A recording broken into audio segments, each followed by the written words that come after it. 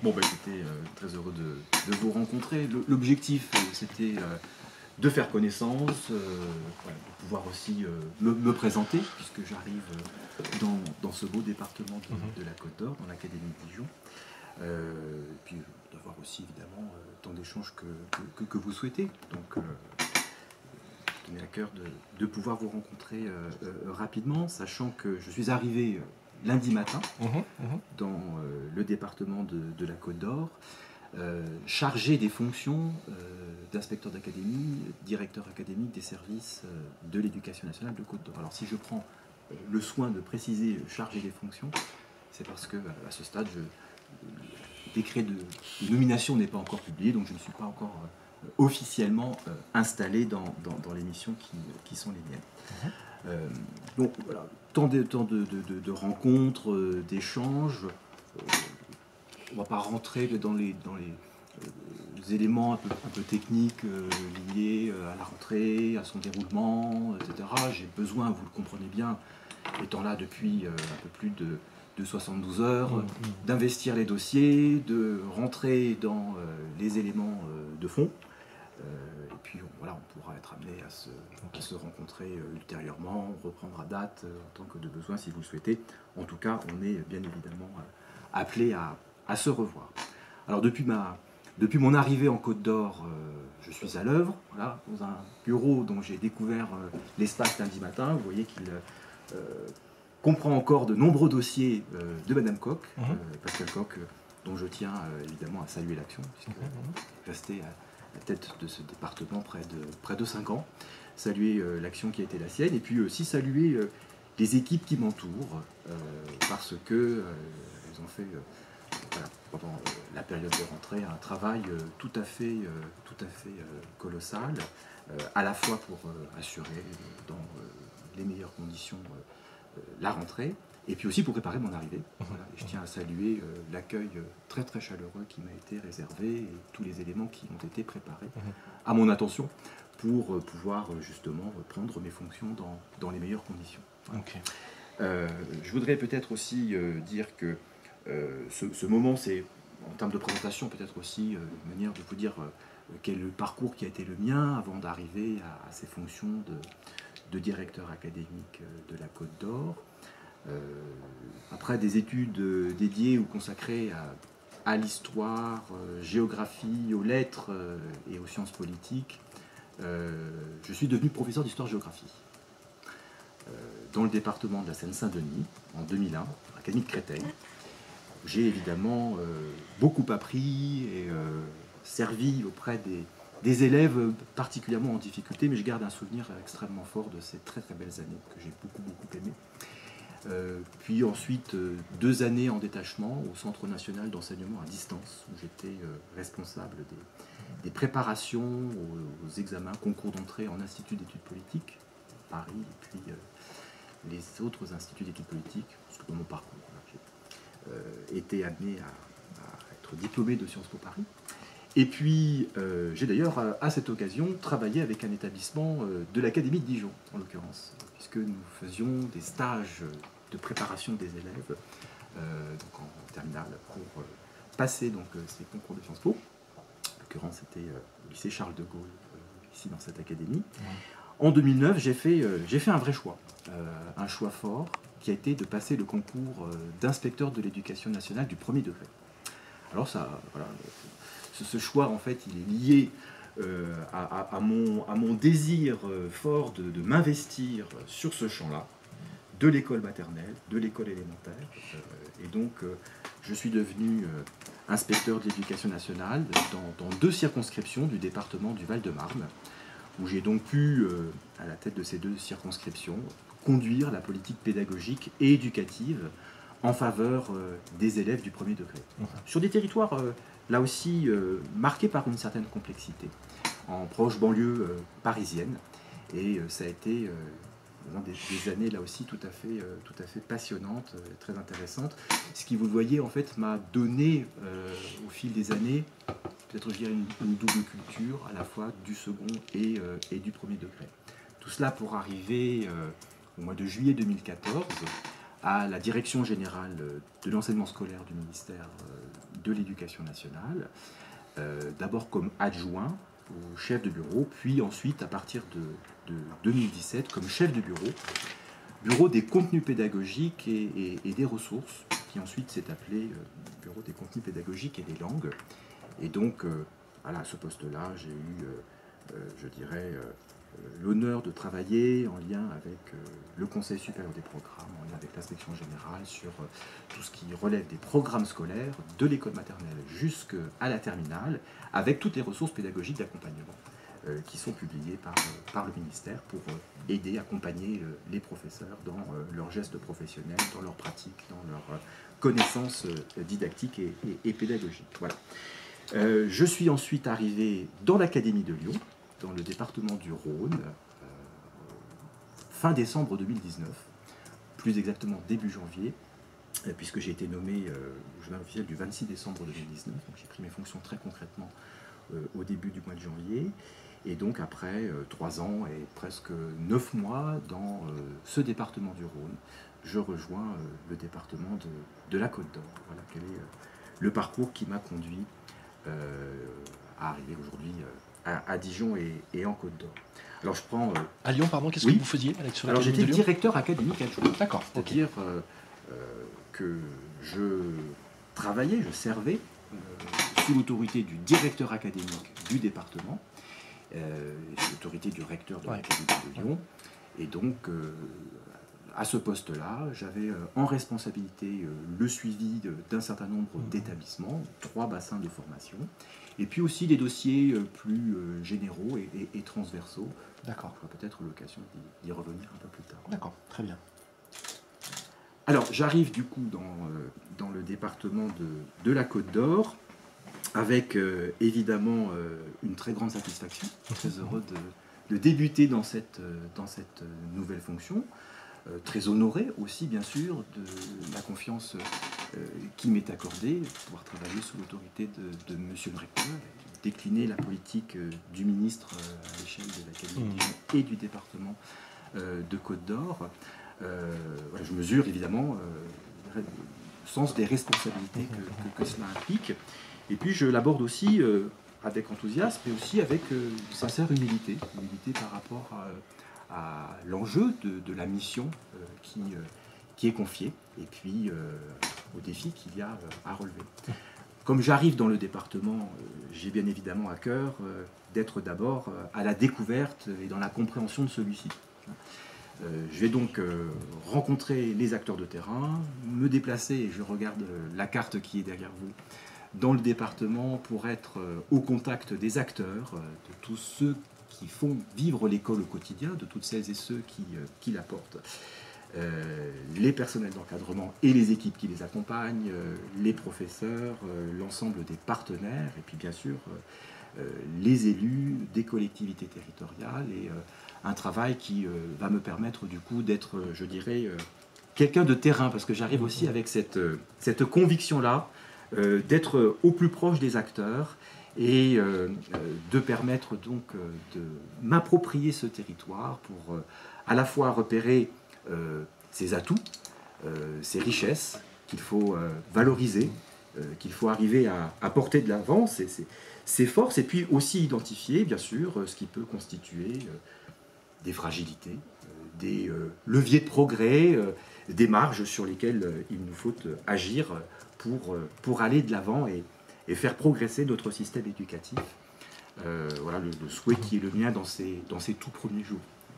Avec évidemment des convictions fortes, et puis une volonté profonde. C'est bien sûr celle qui consiste, au-delà du fait d'inscrire véritablement l'action dans le territoire, de pouvoir décliner la politique ministérielle dans ses adaptations locales à l'échelle de la Côte d'Or. Mais c'est aussi porter, je dirais, des valeurs, des engagements qui me tiennent tout particulièrement à cœur. Évidemment, dans le contexte national et local, l'enjeu que représente la réussite des élèves, et en particulier de celles et ceux qui sont les plus fragiles, faire en sorte que dans le travail qui sera le nôtre, dans la cohésion et avec l'ensemble des acteurs, faire en sorte que chacun a à son niveau de responsabilité, puisse creuser le sillon de l'exigence, de l'ambition, et qu'on puisse encore une fois porter ce territoire de l'avant. Faire aussi bien sûr en sorte que la question de la lutte contre les inégalités, la question de la justice sociale, soit tout à fait au cœur du travail mené. Et puis, bien entendu, également que l'école soit un lieu d'émancipation, un lieu de bien-être, un lieu où les enfants sont heureux. Et puis que ce soit cette belle promesse d'émancipation et d'affranchissement par le savoir qui puisse être au cœur de la vie des écoliers, des collégiens, des lycéens au quotidien. Et que dans un esprit à la fois de confiance, mais aussi de responsabilité partagée et de synergie collective, on puisse œuvrer collectivement à je crois, cette belle ambition. Il se trouve que dans le département du Rhône, dans l'Académie de Lyon, j'ai eu l'opportunité de piloter, dans le cadre d'un trinôme académique qui nous a été confié par monsieur le recteur, la démarche du Conseil national de la refondation éducation, notre école faisons-la ensemble. Et quand je parle justement de cette exigence de réussite, de lutte contre les inégalités et aussi de bien-être et d'épanouissement, je crois qu'on est là au cœur même de la démarche notre école faisons-la ensemble. Je dispose du coup à cet égard d'une certaine expérience. Je sais que l'Académie de Dijon est déjà très impliquée et que les choses sont bien engagées ici sur ce territoire, puisque il y a en l'occurrence un nombre de démarches engagées qui sont déjà tout à fait importantes. Je crois 67 écoles qui ont un projet validé et financé, 71 en établissement, et puis 540 écoles ou établissements qui sont engagés dans la démarche. Donc là, il faut pousser les énergies, libérer les énergies. Je crois que c'est vraiment notre rôle que de faire en sorte d'accompagner ce qui est mis en place à cet égard, et en particulier ces plus grandes capacités d'autonomie et d'initiative qui sont laissées aux acteurs de terrain, mais qui doivent évidemment pouvoir être accompagnés pour que nous puissions aussi aller d'avant sur ce sujet. Voilà, c'est une petite focale sur ce dossier, parce qu'il me paraît évidemment tout à fait important, mais il me semblait essentiel de pouvoir le signaler, puisque ce sera évidemment un sujet important pour moi de ces prochains jours, de ces prochaines semaines et de l'année scolaire, pour ne citer que.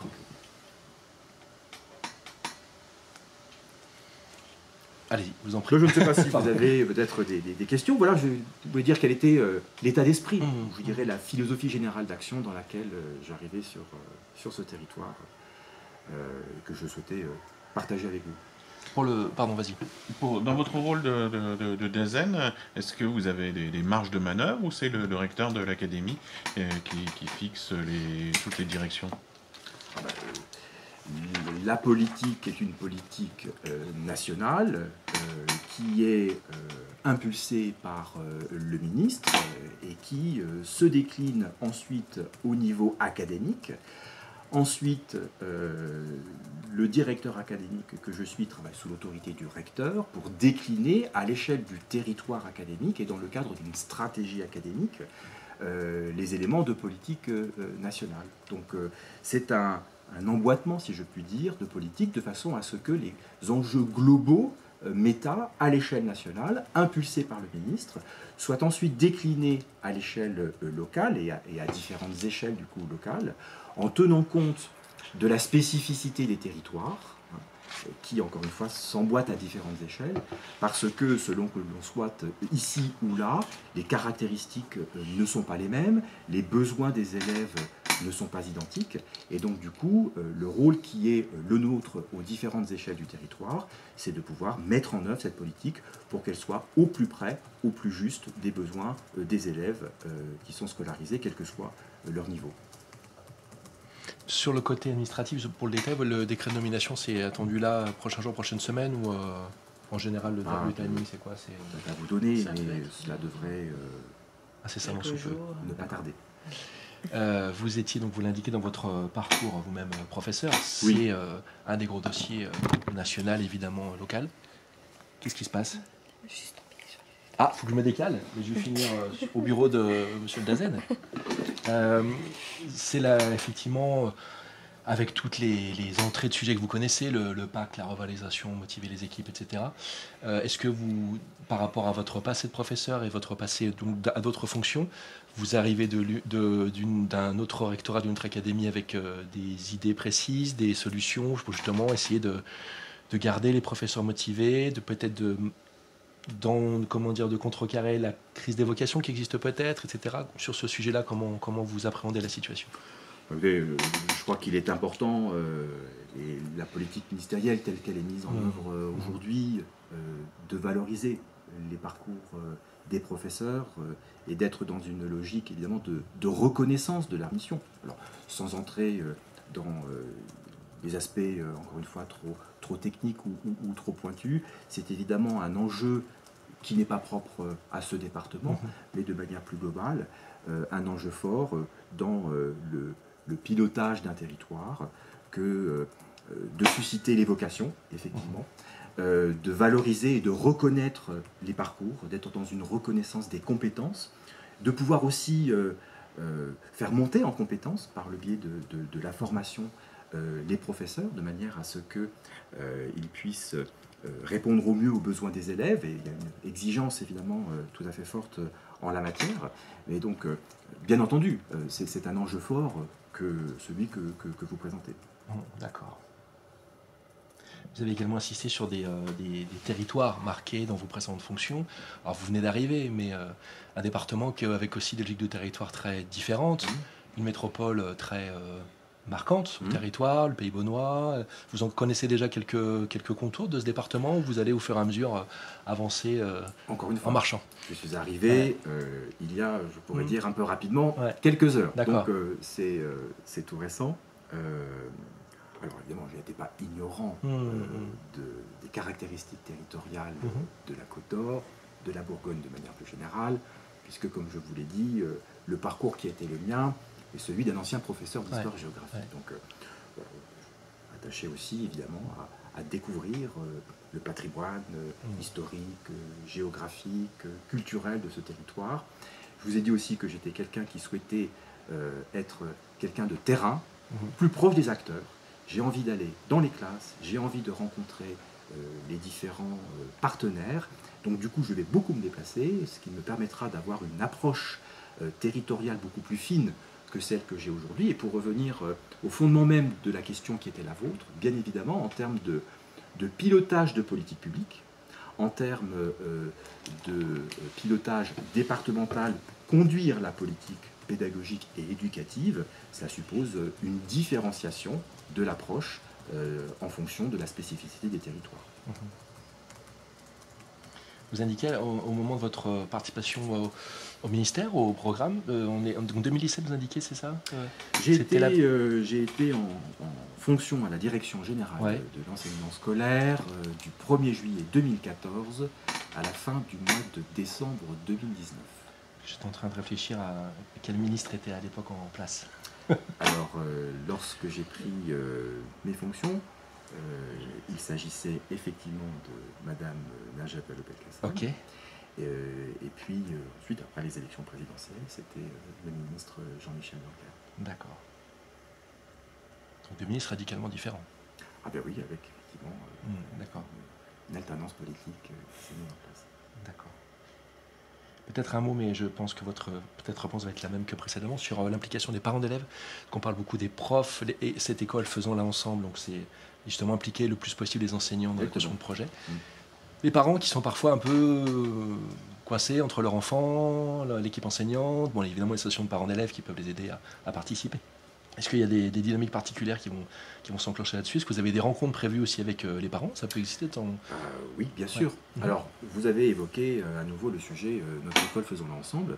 Il ne faut pas oublier que dans la démarche telle qu'elle est mise en œuvre, il y a d'abord et avant tout la concertation. C'est-à-dire qu'en fait, l'élaboration d'un projet par l'équipe, ça peut être la première étape, mais c'est souvent, et de manière un peu recommandée, l'étape numéro 2, la première étant une large concertation permettant d'associer les acteurs les plus variés possibles, c'est-à-dire à la fois, bien entendu, les professeurs, mais aussi toutes celles et ceux qui font le quotidien de l'école, les collectivités territoriales, les parents d'élèves, les autres partenaires, qu'ils soient culturels, associatifs, sportifs, que sais-je encore. Donc l'idée est quand même d'abord et avant tout d'avoir un large temps de concertation, de discussion sur ce qui fait le quotidien de l'école, de partager des éléments de réflexion de manière collective sur les résultats des élèves,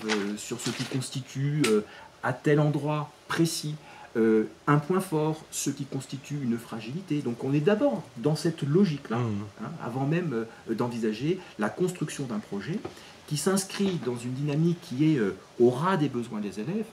Et justement, c'est, quand je disais tout à l'heure, faire confiance aux acteurs de terrain, c'est-à-dire que ceux-ci soient dans une logique d'autonomie et d'initiative pour qu'ils puissent élaborer un projet qui corresponde aux besoins identifiés sur ce territoire, sur cette structure pédagogique, et qui ne correspond pas nécessairement, du coup, aux besoins des élèves de la structure pédagogique qui est proche ou en face.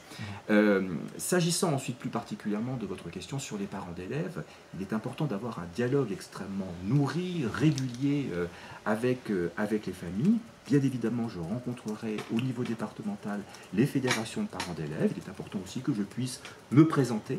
Et puis, ce que je souhaite aussi avoir, c'est des temps d'échange réguliers qui, avec l'ensemble des acteurs, nous permettent de partager des points d'étape sur le fonctionnement de notre école aujourd'hui, sur ses évolutions, sur aussi ce que nous menons. Il y a un point, je n'ai peut-être pas insisté là-dessus, mais quand je disais être sur le territoire, rencontrer les acteurs, il me semble aussi très important d'être dans une logique d'explicitation de nos politiques éducatives pour qu'on leur donne tout leur sens, qu'on dise en quoi elles consistent, pourquoi elles sont mises en œuvre et quels sont les résultats qu'elles produisent. Et ça, je pense que c'est un enjeu qui me paraît tout à fait décisif, de manière à ce que rien ne soit obscur dans la conduite de l'action publique. Concernant votre parcours, donc vous êtes arrivé dans le Rhône au tout début de la crise sanitaire. Exactement. Est-ce que vous avez retenu des expérimentations, des innovations qui ont été mises en place à ce moment-là pour répondre à la situation très, très particulière et qui pourraient être généralisées ou qui l'ont déjà été ou qui pourraient l'être à présent? Alors, je ne vais pas revenir dans le détail sur ce contexte de crise sanitaire, tout le monde s'en souvient, mais il est vrai que j'ai pris mes fonctions dans un contexte évidemment très particulier, puisque c'était à quelques semaines seulement du confinement. Ce que je tiens à souligner, c'est la très très grande inventivité des écoles, des établissements, des chefs d'établissement et des professeurs, et l'engagement qui a été le leur sur cette période évidemment particulièrement difficile pour notre pays. S'agissant d'expérimentations particulières, oui, il y a des choses qui se sont mises en place, notamment dans le cadre d'un enseignement distanciel, dans le cadre effectivement de procédures permettant de faire travailler les élèves et de les laisser évidemment en activité. Est-ce que pour autant ce sont des expériences qui sont à transposer? À ce stade, je ne peux pas véritablement vous le dire. En tout cas, c'est vrai que cette période-là, à côté de difficultés majeures et de toutes ces conséquences que nous connaissons bien, ça a été une période où on a cherché à être inventif pour maintenir le lien pédagogique et entretenir le lien éducatif de manière à ce que les élèves restent bien en activité et perdent le moins possible. La direction, elle comprend combien d'agents? La direction, c'est-à-dire Ici, la DSDN. Ou alors là, je n'ai pas le chiffre en tête, pour tout vous dire.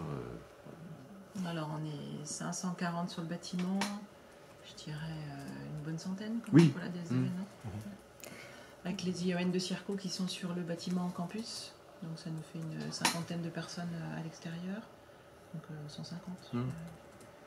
On parlait tout à l'heure de 2001. Moi, j'ai eu la chance en 2001 d'être la collaboratrice de M. Gérard Rosan, qui s'occupait des zones d'éducation prioritaire et de la politique de la ville à l'IA 93. Est-ce que depuis, on pourrait dire qu'il y a deux mots qui reviennent régulièrement dans votre discours, c'est projet et surtout collaboration pour impliquer beaucoup de monde. Est-ce qu'il y aurait d'autres mots-clés, on va dire, pertinents à l'heure actuelle ? Je crois que, quel que soit le territoire, il faut arriver à libérer les énergies, faire en sorte qu'on puisse lutter contre l'autocensure, qui parfois est quelque chose qui ne permet pas aux équipes d'aller de l'avant, et que notre rôle, peut-être vraiment celui qui est le mien, c'est d'impulser cette dynamique. Merci. Est-ce qu'on peut, comme on le fait d'ordinaire sur les présentations, vous demander quelques mots de ce qui se passe quand vous quittez votre bureau, sur vos habituels loisirs, passions, etc. Est-ce que l'histoire-géographie est un socle chez vous? Est-ce que ça veut dire que s'il y a un bouquin sur votre table de chevet, si on peut savoir lequel, par exemple ou, Alors, je manque un petit peu de temps Bien depuis sûr. ma prise de fonction. D'accord. Les journées sont voilà. bien remplies, je suppose. Exactement. Non, je vous ai parlé de mon parcours en quelques mots, et il est clair que la lecture, puisque j'ai fait un parcours dans le champ des lettres, des sciences humaines et des sciences politiques, reste évidemment pour moi un champ privilégié dans le domaine des loisirs. Mais je suis aussi quelqu'un qui, au-delà du plaisir de lire, et qu'il s'agisse pour cela de littérature ou bien d'ouvrages historiques ou liés aux sciences politiques, je suis aussi quelqu'un qui aime beaucoup arpenter le terrain. Voilà.